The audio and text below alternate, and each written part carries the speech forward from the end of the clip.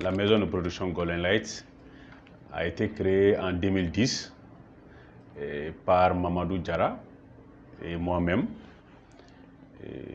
L'objectif de la création de Golden Light, c'est déjà de contribuer à la promotion de la culture malienne, qui est si riche et variée, et à travers des productions cinématographiques qu'on va partager avec le public, avec le monde entier.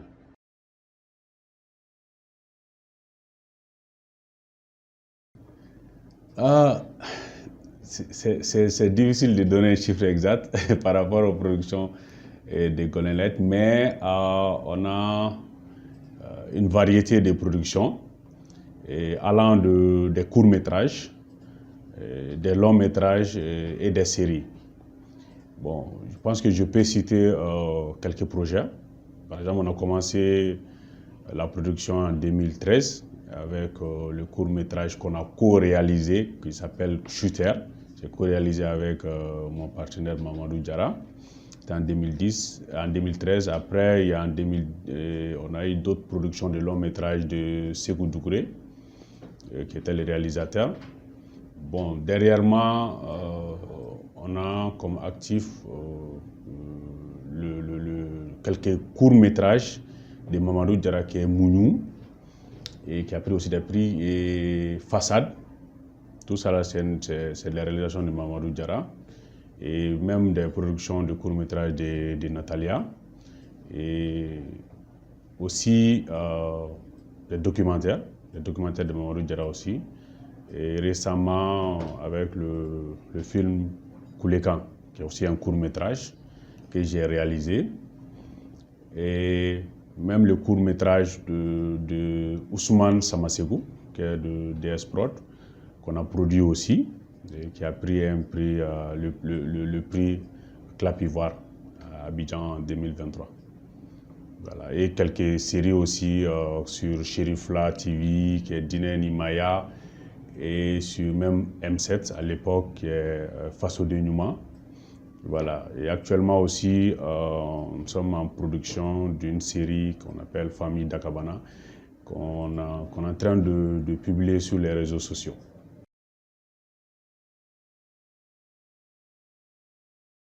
Pour moi, ça ne se porte pas très bien, vu qu'on a un fonds mais qui n'est pas alimenté.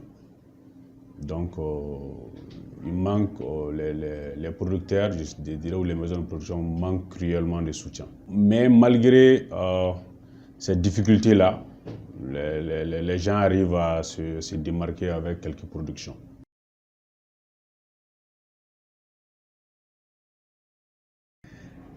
Koulekan, je dirais que le secret, c'est plus la narration, tu vois, la richesse de la narration, et puis le sujet, voilà, la dramaturgie, parce que le sujet, ça traite les problèmes cruciaux au Mali, sociaux cruciaux, parce que au Mali, on a pas mal de problèmes dans la société, au fait.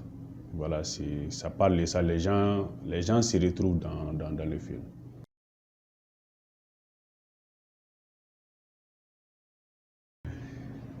Koulekan, c'est une pure fiction.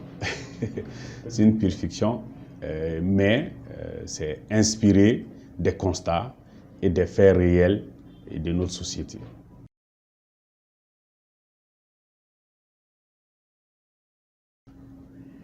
Le mot Koulekan, comme en bambara, c'est le cri. C'est un cri de cœur. Parce que dans la société malienne, on a des veuves, on a des femmes célibataires qui ont beaucoup de mal à subvenir aux besoins de leurs enfants. Et ce film traite ça parce que c'est une maman qui essaie de sauver l'avenir de ses enfants, malgré la pauvreté, malgré la précarité.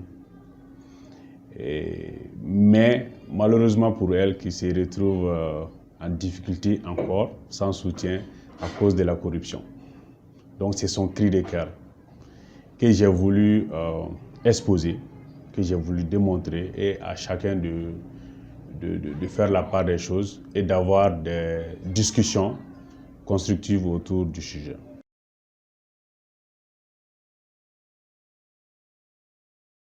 C'est un problème crucial aujourd'hui au Mali. C'est vrai que c'est un sujet qui n'est pas facile à aborder. Aujourd'hui, vu aujourd'hui l'état de développement du Mali, moi je dirais plutôt que c'est dû à la corruption, c'est dû au détournement. Voilà, j'ai pas peur parce que mon rôle en tant que réalisateur, en tant qu'auteur, c'est d'exposer les problèmes de la société au public. Maintenant c'est au public de juger. Moi, je ne juge pas. Je montre juste les faits de la société. Et maintenant, c'est au public de juger si c'est bien ou c'est pas bien, s'il faut arrêter, s'il ne faut pas arrêter, s'il faut continuer dans ce sens-là. Mais en tout cas, la corruption ou le détournement, ça tue un pays, ça tue le développement d'un pays.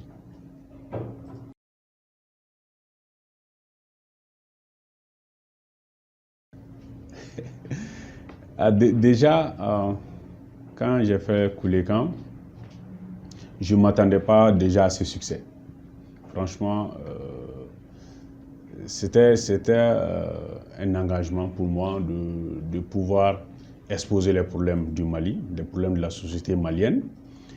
Mais je suis très content que le film a été très bien reçu par le public, que ce soit au Mali ou en dehors du Mali. Donc déjà, ça veut dire que le problème, j'ai pu toucher un vrai problème dans la société africaine en général, je dirais. Donc, cet engagement que j'ai, je vais continuer. Et je dirais plus que maintenant, je suis sur un projet, bien sûr sur un long métrage.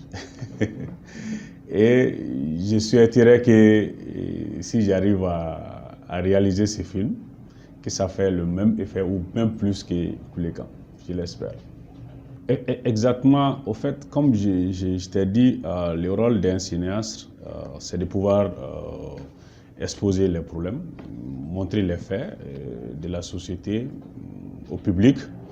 Donc tout sujet personnellement que moi je traite, ça part toujours d'un constat, ça part toujours de la réalité de nos sociétés, des problèmes de notre société. Parce que nous, on n'est pas à un niveau décisionnel. Donc, qu'est-ce qu'on peut faire, c'est de pouvoir amener notre petite pierre à l'édifice à travers des œuvres cinématographiques et à passer des messages dans nos œuvres au public pour pouvoir les sensibiliser. Vous savez, le cinéma, c'est un couteau à double tranchant. On peut éveiller les consciences ou on peut éveiller ou endormir les consciences avec le cinéma. C'est un outil puissant de sensibilisation.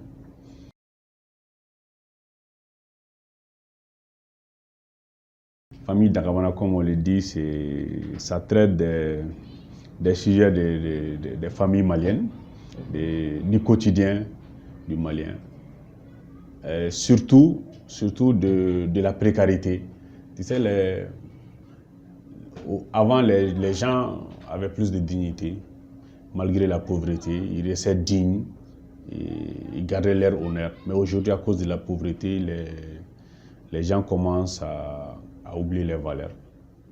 Ils s'adonnent à toute pratique qui n'est pas très religieuse, quoi, en fait, pour pouvoir subvenir aux besoins. Certains même utilisent les enfants pour avoir l'argent et tout. Donc, le film, la série Famille Dagabana traite ce genre de sujet.